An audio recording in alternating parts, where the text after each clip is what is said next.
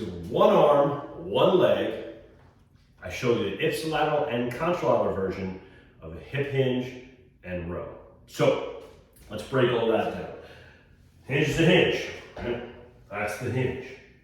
Okay, row in a bent over position, obviously we're using a dumbbell or a kettlebell, and if gravity is the resistance, you bent over row. And I'm combining them, okay? And I'm doing it on one leg. And I'm giving you options of ipsilateral versus contralateral. So ipsilateral means same side, contralateral means opposite side. So if the right leg is the one that I'm going to be balancing on, that's going to be the one that's doing the hinge, then ipsilateral will be rowing on the same side. So let's get the shoulders down and back, pushing the hip back, inhale down, get to a good position where you can control. So you might be up here, okay, you want to find your position without rounding the back. That's really key. There's no rounding the back. Just like you would do with a regular hinge, right? No rounding. Push the hip back, find your spot, how deep can you go?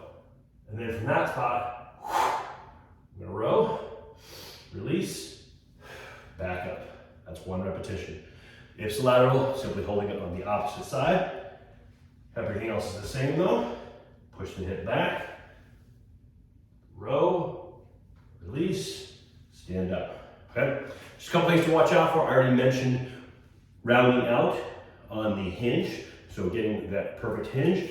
And then just be conscious of, face this way, you don't want to end up the body rotating. So a lot of core stability happening, right? Keeping the shoulders, if you have something you can look at, keeping the shoulders as even as possible in this bent position, and then doing your row.